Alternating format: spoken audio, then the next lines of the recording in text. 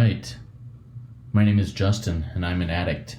And thanks to my God, the steps, and the fellowship of other addicts, I am sober one day at a time since June 19th, 2015.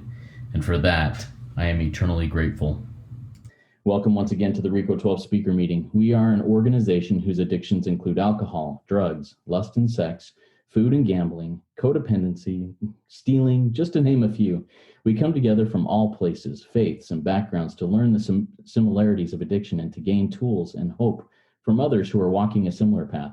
We invite recovering addicts with at least 1 year sobriety and who are actively working their recovery in their respective fellowships to share their experience, strength, and hope on a live Zoom meeting each Friday at noon Central Time for 20 to 25 minutes. Now, today's meeting is a bit different, as I've invited a subject expert to speak to us, and I'll get to that story in a minute here to explain more about this.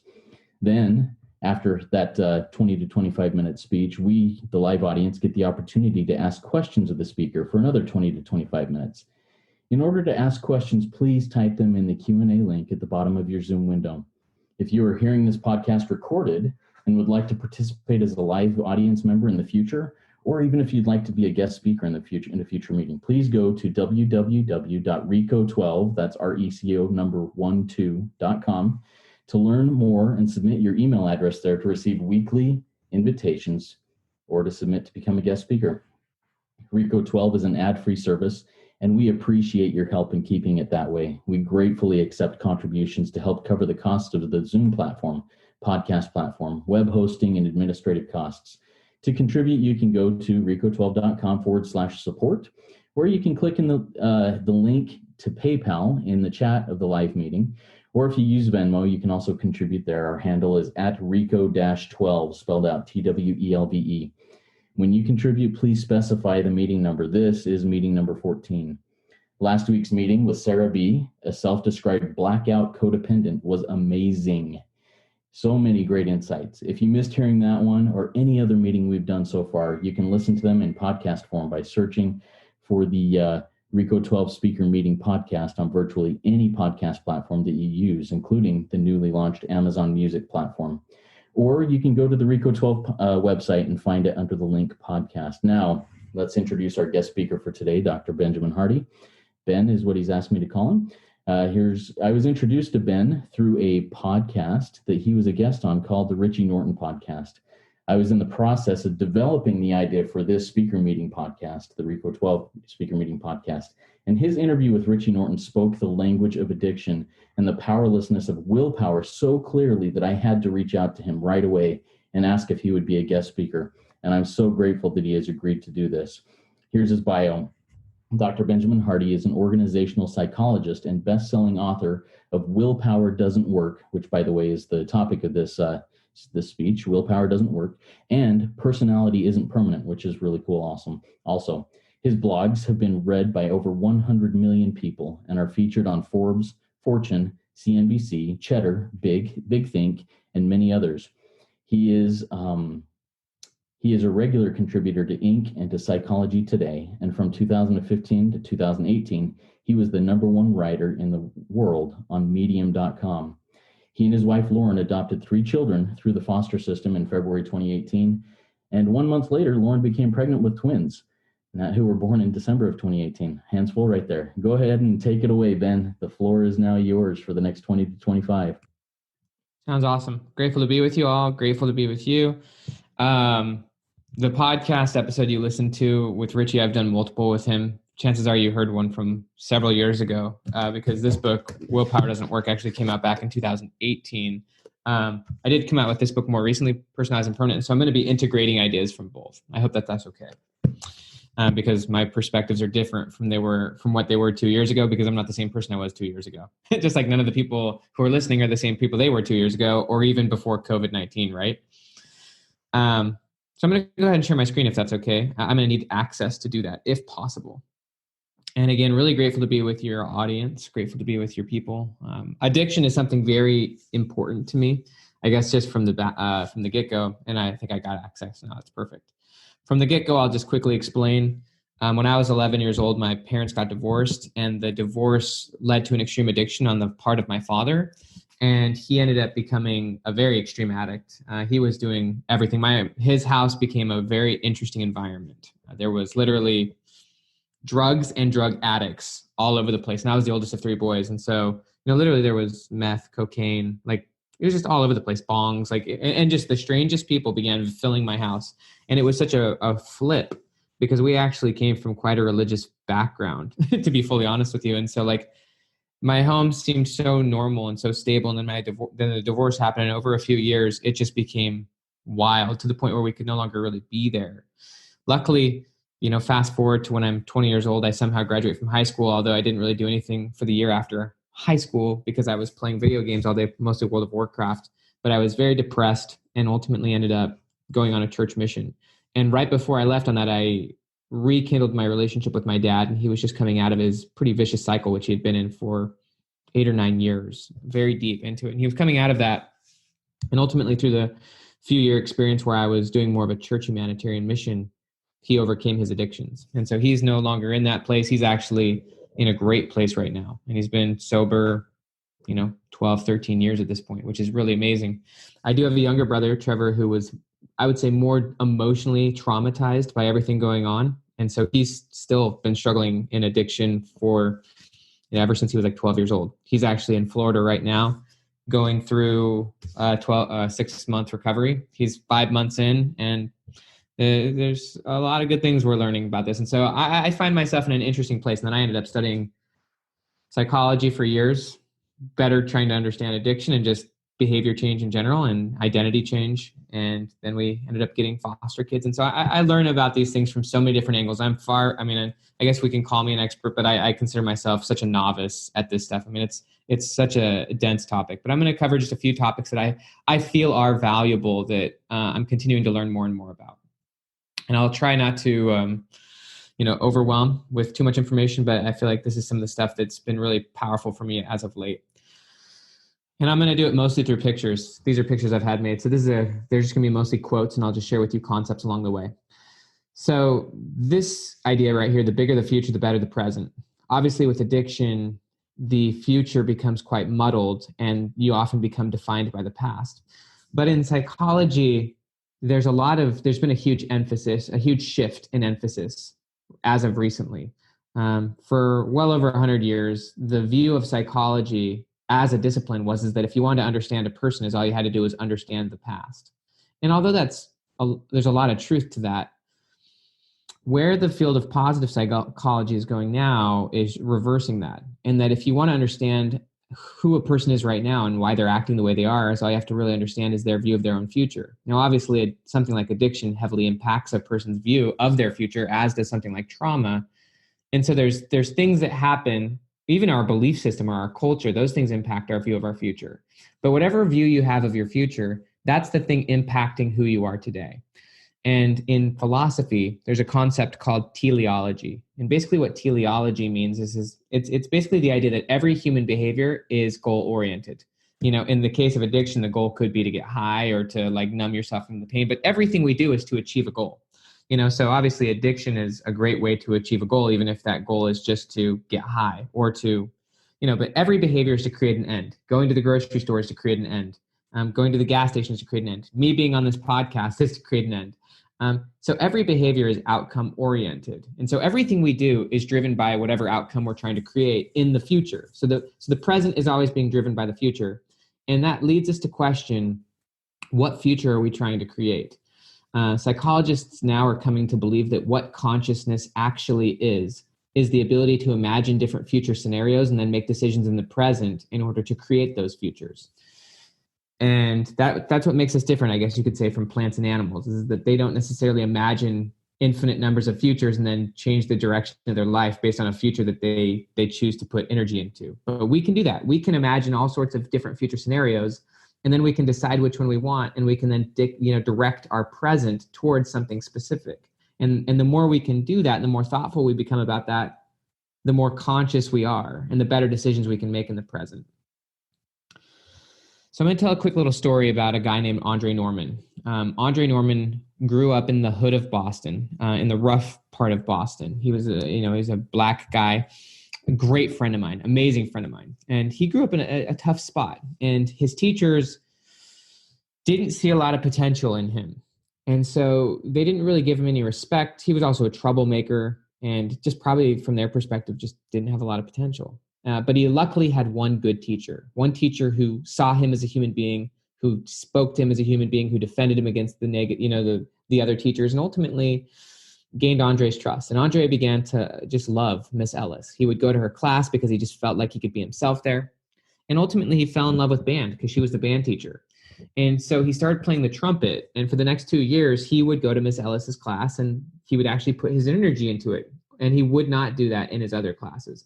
And so the trumpet became a big part of Andre's identity. It became a part of his future. It became a part of his purpose. He actually considered his trumpet his purpose. He fell in love with it. Even though he'd like get in trouble all the time and he'd go to, detention, he would play his trumpet. And so he would do that. And outside of school, it was the opposite. He would spend time with his rough friends.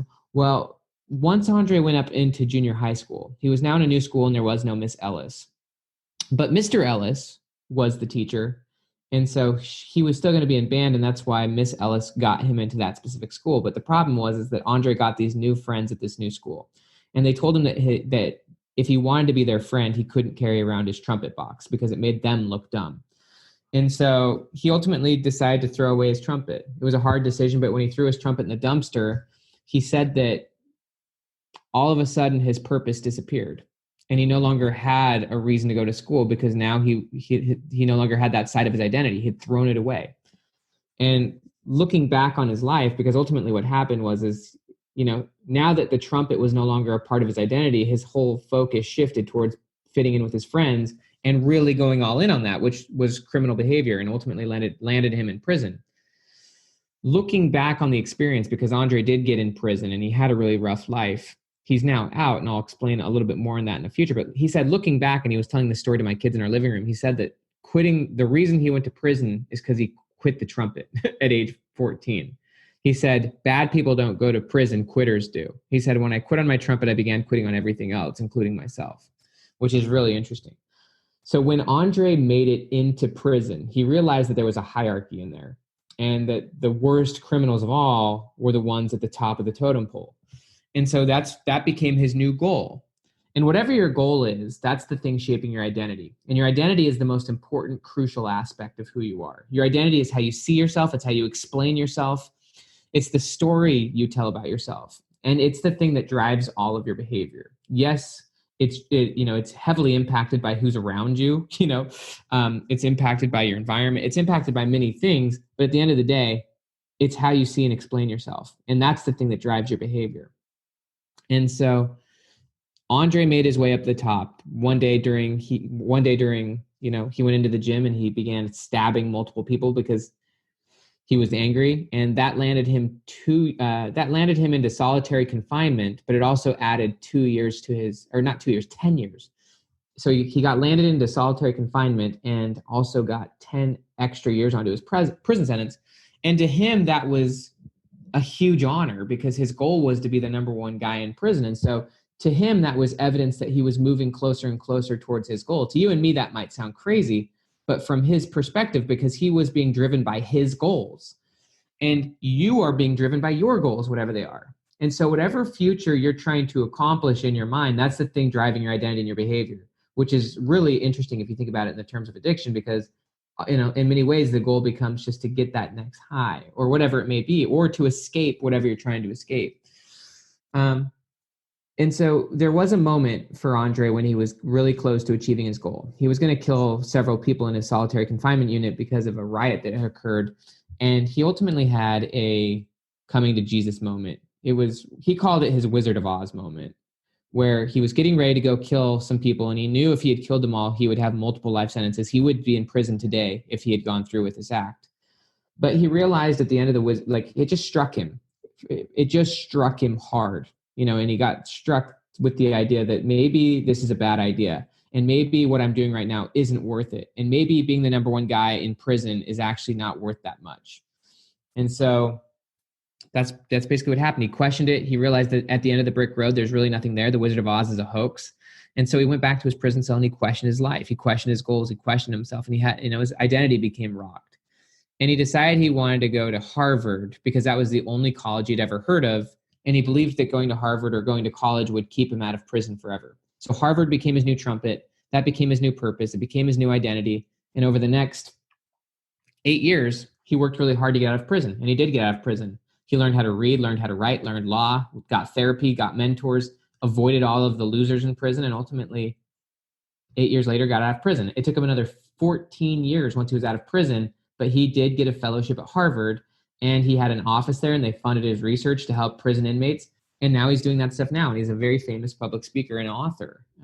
I only tell his story because all along the way, his goal was the thing that shaped his identity. For a while, it was the trumpet. Then it was fitting in with his friends. Then it was being the number one guy at prison. Then it was Harvard. Now it's other things. And so I point that to you and I say, whatever it is that you're trying to accomplish in your life, that's the thing shaping your identity. And your identity is the thing that shapes your behavior. So really, and just to keep this brief, there's a lot of research now on the subject of future self. Your future self is very different from your current self. Just like who you are today is different than who you were in the past. You're not the same person you were 5 years ago. You see the world differently. You maybe have different habits, beliefs, different priorities, different perspectives. You have a different environment. You've got maybe different friends. And it's important to realize that you would do things differently now than your former self did. You wouldn't do everything the same way you did. And so you're not the same person, but you should never be angry at your former self. The only thing that you need to have towards your former self is empathy and compassion, because they were dealing with different problems than you're dealing with now. They didn't have the knowledge or the perspectives that you have now. And so it's okay. It's good to recognize that you're not the same person you used to be, but it's also, there's no value in being angry or upset at your former self. Andre is certainly not angry at who he was. He actually just understands that who he was a pretty broken individual trying to figure things out, who had the wrong perspectives and the wrong goals because of where he had come from. But your future self should be viewed as a different person because they will be a different person. Think about it like this, and it's very true with addiction, but there are things right now that you say no to that your former self used to say yes to. There's things that your former self used to value or care about or focus on that you no longer have any interest in. And the same is true of your future self. Your future self has said no to things that you're still saying yes to. They've crossed a point of no return on various things that you're still, focusing on. And so the more you view your future self as a different person, the better off you'll be. What the research shows in psychology is that most people think that who they are today is who they're always going to be. Most people, and the Harvard psychologist, oh my goodness, I forget his name off the top of my head. Anyways, so there's a TED Talk called The Psychology of Your Future Self. His name is Daniel Gilbert. He said that human beings are works in progress that mistakenly think they're finished. We're works in progress that think we're finished because we think that who we are right now is for the most part who we're always going to be, and that's false. Your future self is going to be way more different than you are right now than you expect they'll be. And so the goal is that you start to imagine who your future self is. That's what Albert Einstein said. Imagination is more important than knowledge. But most people, they spend most of their time remembering the past and not taking the time to imagine or decide upon their future. And that's really what consciousness is the ability to imagine and then decide upon a future. So I want to just make this super simple, and I want to kind of peel over towards more of the the willpower doesn't work side of things. But I just want to make this hyper practical for a second. When it comes to motivation, there's a few things you need to understand in order to really understand how motivation works. So for Andre, he had one goal, and it was to get into Harvard. If Andre had 4 or 5 or 6 or 10 goals, he'd still be in prison. Because if you have more than one major thing you're trying to accomplish at a time, then your motivation is going to be spread too thin. Motivation is built by taking 20 steps in one direction, not one step in 20 different directions. And so what you want to do after you've imagined your future self, let's just say it's 3 to 5 years out, you've defined out who your future self is and what they're up to. You then want to decide one goal that will allow you to accomplish that future self, because you need to turn it into an outcome. And I'll give myself as an example. Like when I was an undergrad in psychology, my one major goal was to get into a PhD program. That was the one outcome that was driving everything I did. Once you have a clear goal, you can create a process to getting it. But if you have too many goals, then the process gets muddled. And if you have too many goals, then you have an unclear identity.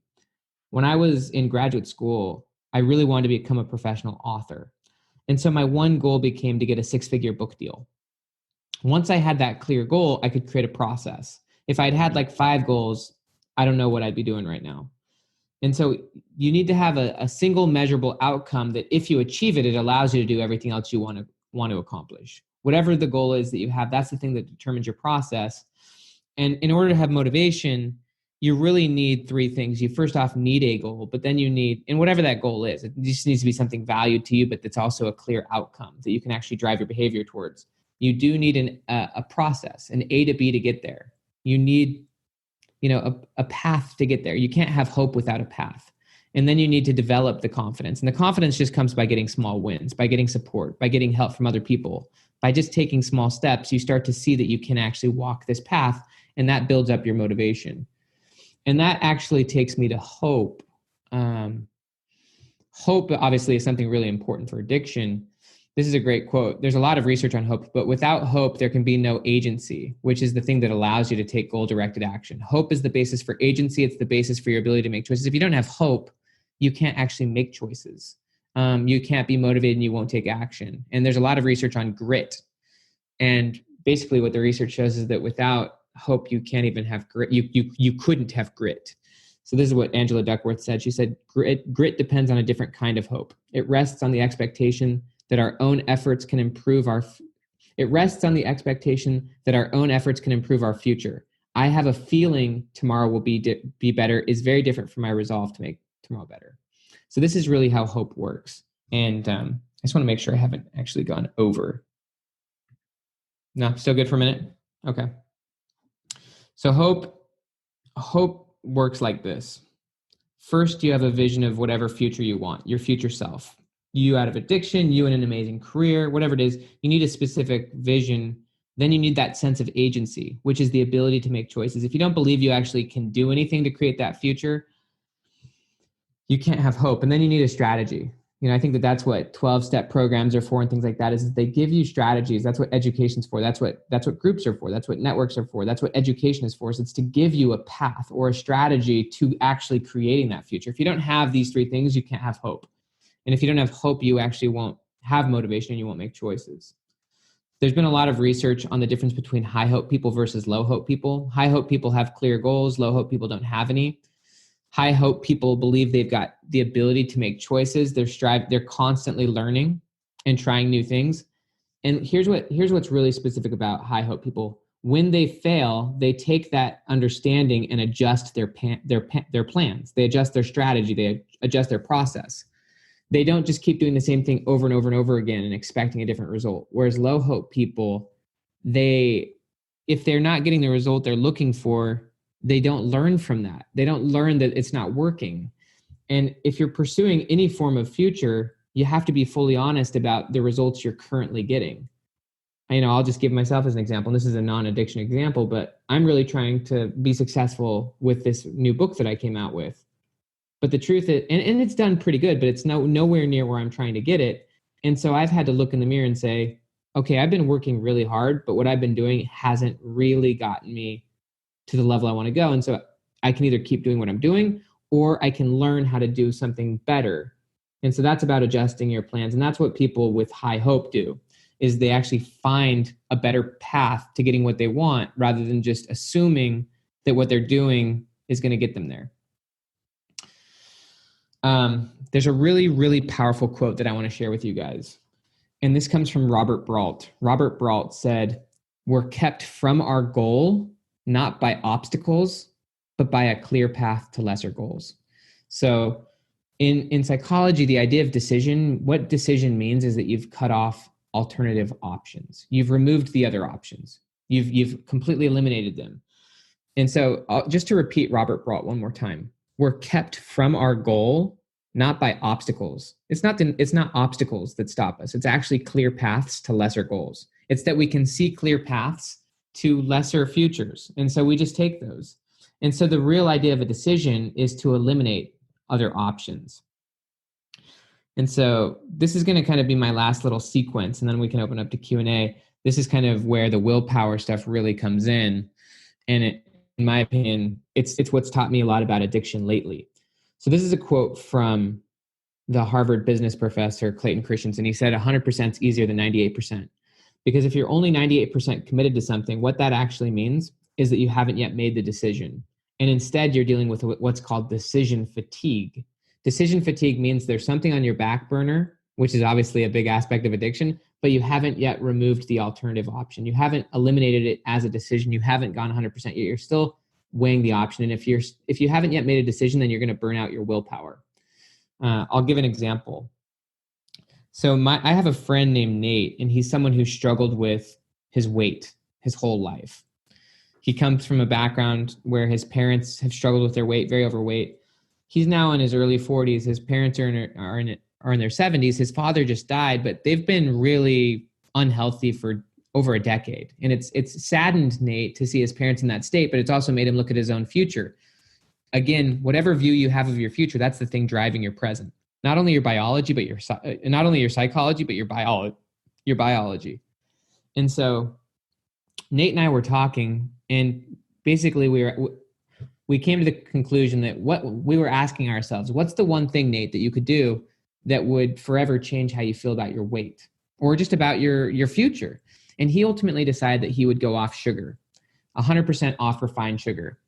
And initially his goal was to go off for a year, to go a year off sugar.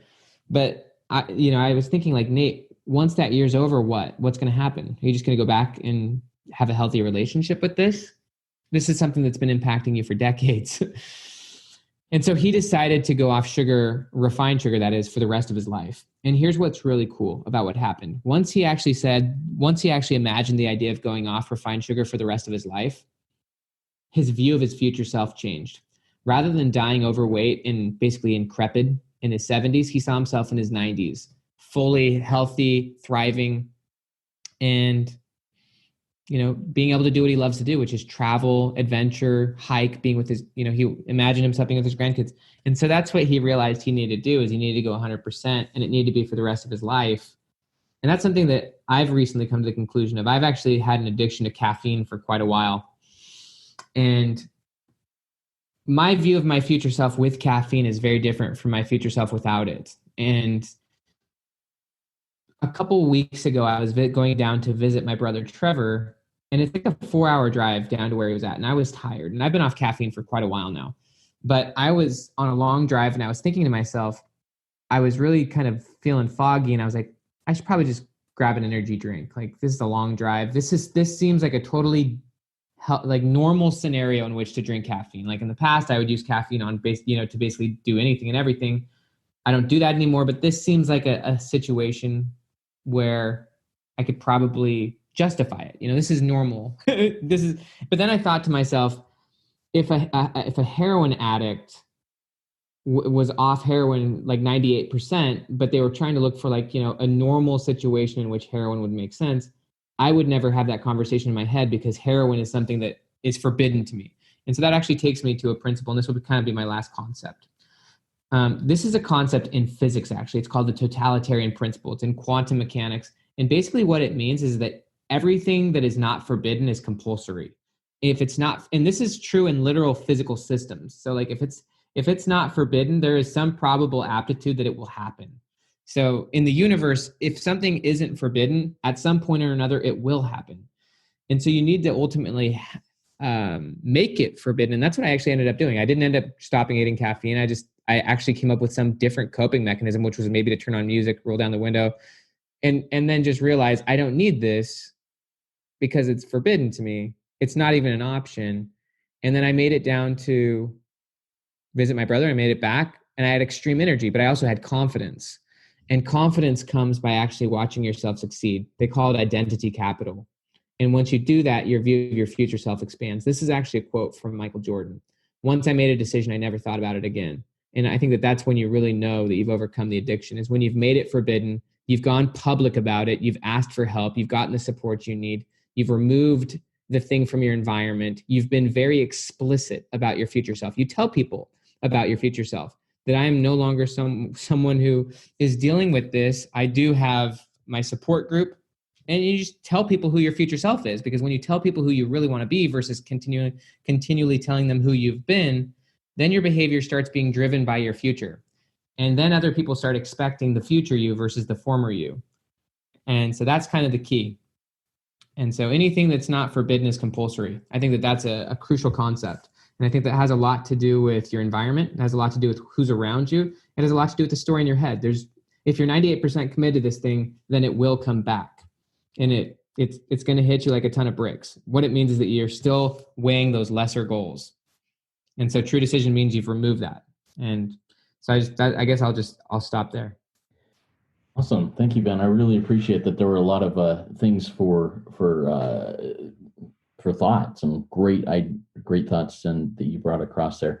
Before we get to the Q&A section, Ben, I'd like to give you a minute here to talk about some projects you're working on right now, how people can learn about you and access the materials we've talked about here. Go ahead and do that, and then we'll jump into the Q&A section. Sure. Yeah, so obviously willpower doesn't work, which I didn't fully go all the way into. I've learned a lot of new things about willpower that go beyond just environment. So I shared some of them today, but Willpower Doesn't Work is a great book. But this one's the one I'm really excited about. Personality Isn't Permanent. I actually think it would solve more problems even than Willpower Doesn't Work as it relates to addiction. And I created a full 30-day future self program, entirely free. Every day you'd get a new email and a new probably 15-minute training with lots of science. And it's just on my website, benjaminhardy.com. If you want, you can just put your email in, get access to the 30-day future self program. I think it's extremely valuable. A lot of content, hours of content, journal prompts and things like that, which is totally free. Awesome. Thank you for that. And I put your link in the chat here. And then when I do release the podcast later this evening or tomorrow, I'll put that link in the show notes of the podcast. So Ben, now what we'll do is we'll start the Q&A section. It's now time for Dr. Hardy, Ben, to answer your questions. I've got several questions here. If you, the listening audience, have any, please type them in the Q&A section of the Q&A link at the bottom of your Zoom screen. And we'll get to that. So Ben, a couple of the things that you said really jumped out at me, and I love that last thing. Everything that isn't forbidden is compulsory. One of the big things that I have found in addiction, and it also goes along with something else that you mentioned earlier that I related to something that we find in the big book and in other recovery things, is I really, as an addict, wish that I could be like others and drink like a gentleman, or lust like a gentleman, or drink caffeine like a gentleman, like what you were talking about. I can't do it. I can't drink caffeine like a gentleman. Yeah, we just go out of control there. So dive into that a little bit more. How does that concept of everything that is not forbidden is compulsory? I'll eventually go back. If I say I want to be able to drink like a gentleman, then I'm just going to end up drinking not like a gentleman. Talk a little bit more about that, please. I would say the problem is your relationship to that thing. For one reason or another, whether it's drinking, for me it was caffeine, for Nate it was sugar. Nate is not an alcoholic. He's someone who's grown up in a very conservative religious environment. The dude barely drinks soda.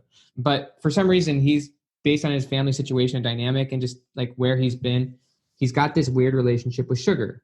And so we all have probably something that we've developed an unhealthy relationship with. For me, it was caffeine for a long time. And it just became that thing that I used to cope or to get myself through stress. For you, it could be alcohol or marijuana or whatever it is. I don't know. But it's really your relationship with that thing that's the problem. And that if you want to keep going back to it, it's going to basically pull back your former self. It's going to pull you back. It's going to rewind you. And then your view of your future is going to get really limited as a result. And so it's not necessarily the substance itself. Again, for me, I don't have as negative of a relationship with sugar as an example to my friend Nate, but it's just, he's got so much baggage with that thing. And that's the tool that he uses to cope with, that when he goes into his vicious cycles of sugar, all of a sudden his view of his future dramatically changes. And so I really think the impact is that whatever this thing is that you have, your Achilles heel, whatever that may be, when you're trying to fit that really contradictory thing, it contradicts your future self. It contradicts the future you want. So when you try to fit that contradiction in, your view of your future self dramatically plummets, which then leads you to not a really good present. It leads you to, so what I think it is personally is just what it does to your view of your future. Thank you very much. I got a question that came in from Johnner. Johnner says, I desperately want to have a big life goal to help provide the motivation and interest in moving forward in life, but I don't know exactly what I want. How can I go about finding my purpose in life? And then he added in for example, I know I want to feel successful and full of hope, but I'm not sure how to achieve this or what goal to go after. So what thoughts do you have for him? I think that's beautiful.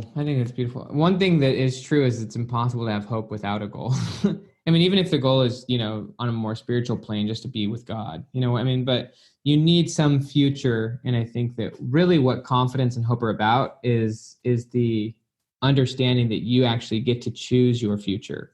It's not something you actually find. It's actually coming to the point where you choose what you value. So for me, for example, like the view that you conjure up for your future self and the things you ultimately commit to are based on what you value. So for me, I have 5 kids. I'm not saying everyone else should have 5 kids, but I value family. That's like a legit value I have. And so the only way to actually choose goals is to determine what's valuable and what's worth pursuing. I chose to be a writer, not because I found my passion, but because I believed it was something valuable and useful to develop, because I had such impacting experiences reading books. When I was serving that church mission, I read a lot of books that changed my life. And so I began to see value in that. And so then I made it my goal. And so I guess to answer the question, you have to actually think about what's valuable, what's useful over something else. There's a million options out there, but what do you value right now that you think would be worth investing your time and energy in? And ultimately you then use that to determine your future self, and you use your future self, whoever you want to be, in a more practical sense, like where you want to be in like 3 or 4 years. What does that actually look like? I think that imagination is actually a skill. And I think as people grow older, they stop imagining their future self as much. And so, I think that that's a lot where journaling comes from. Obviously, journaling is an amazing tool for addiction, but it's also an amazing tool for imagination and thinking about the future situations you want to be in. And then ultimately, let's just say you're making great money, you're in an amazing relationship, or whatever it is you see, whatever it is you value and really want a couple of years from now, then you think, okay, and you can't accomplish it all in 5 years. Like, let's just say you nail out a few big things, maybe being in a really healthy relationship and just having a great job is like your future in the next 3 or 4 years that you see. What's the number one thing that if it came true, what's the most important outcome that needs to happen in that case?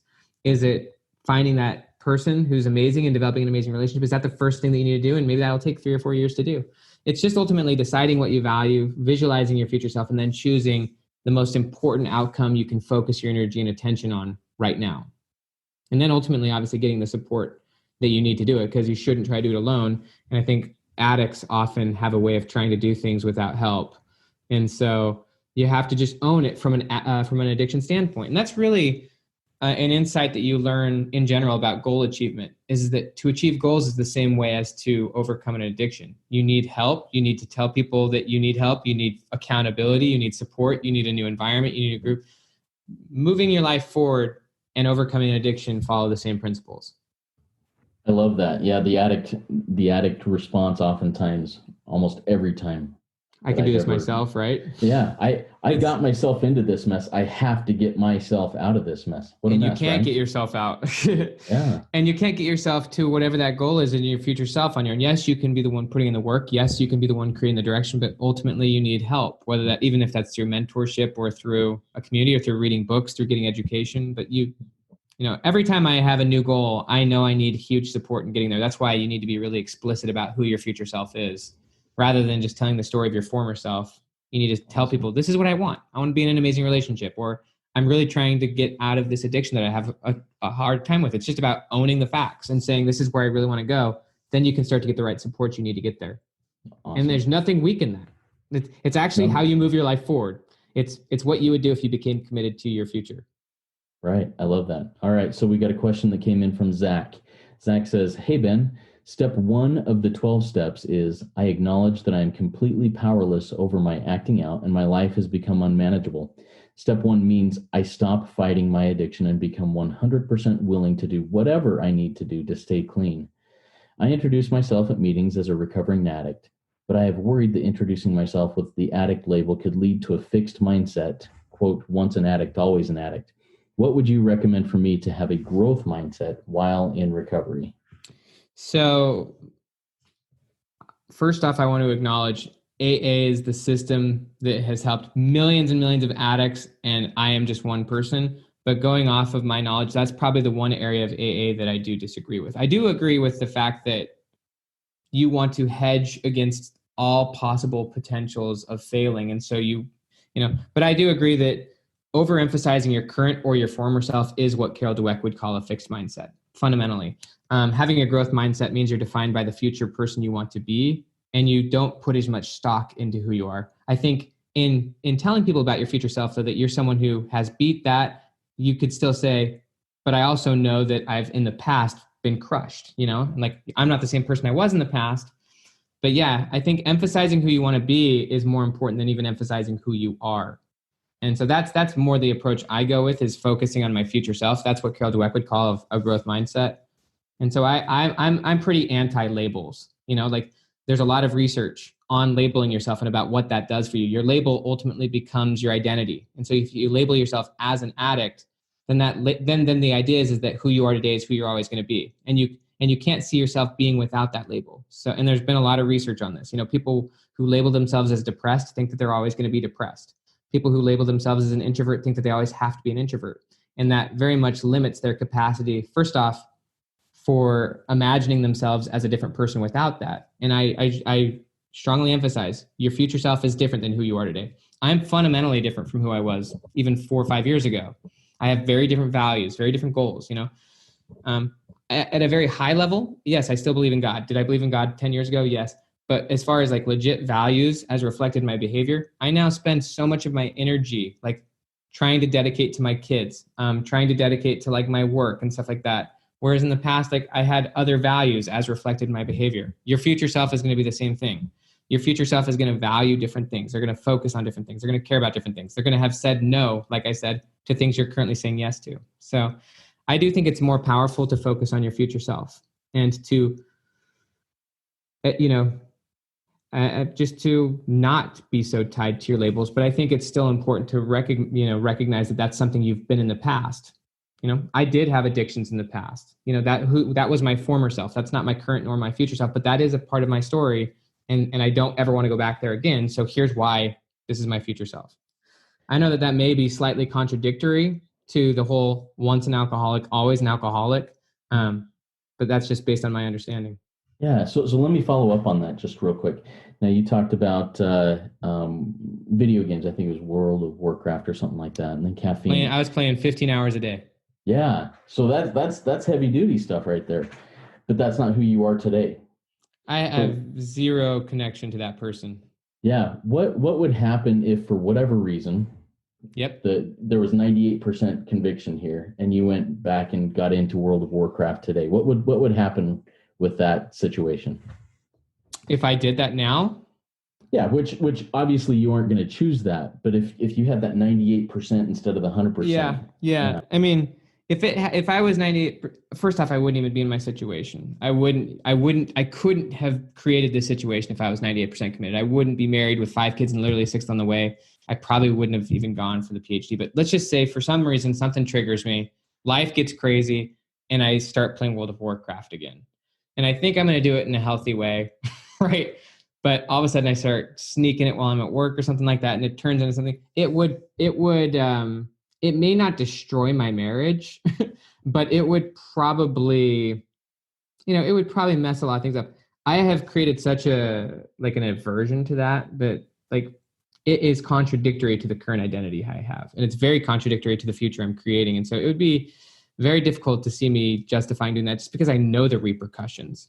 I know the repercussions far too much now to let that happen. But yeah, if I was 98, to your point, it would begin overruling my life. No, I appreciate that. And that's kind of where I stand with addiction. I believe that the last time I acted out in my addiction can be the last time I act out. But I also know that if I make that choice at some point in the future, I will be in big trouble. My thoughts about that, and this may be something, again, you disagree with, but I actually think everyone is an addict. maybe it's never been manifested, but I actually think all behavior is addictive. I mean, if you think about even smartphone addiction, most people use their smartphone 5+ hours a day now. In a former environment and in a former culture, that would have been viewed very, very weirdly, if like a single individual was doing that. But we're now in a culture where that's acceptable behavior, and so most behavior is addictive. If you start waking up early and like going to the gym and like feeling motivated, you're going to want to do it more. If you start really getting into reading or getting into 12-step groups, you're going to start wanting to do it more. Like most behavior creates the desire to do more of it, especially if you feel good about it. That goes back to actually the question, which was feeling successful. There's a lot of research on this, that anything that does make you feel good or feel successful, you'll want to do more of, which is actually why addictions and habits can be formed in a single event.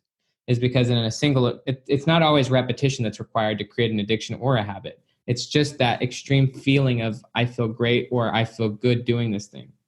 And so if you can create, that's why actually social media is so addictive. There's likes and things like that for a reason. They make you feel special. They make you feel good. It's engineered so that you feel good, so that you keep wanting more of it.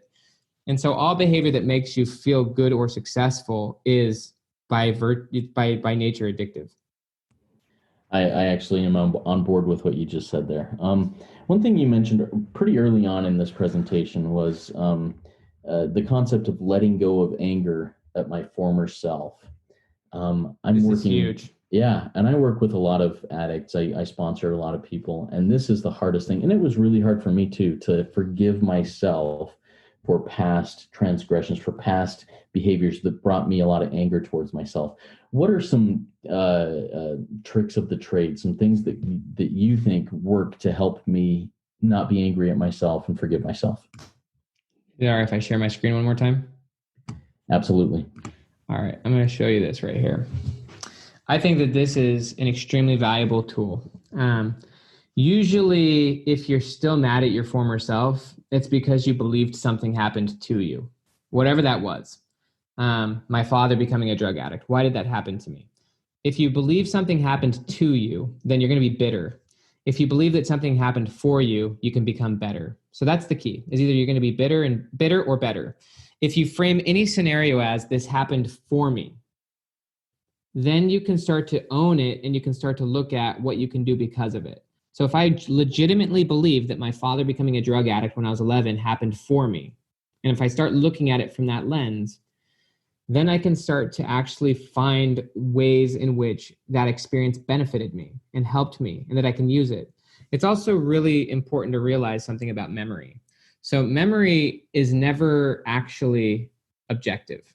It's always just a perspective.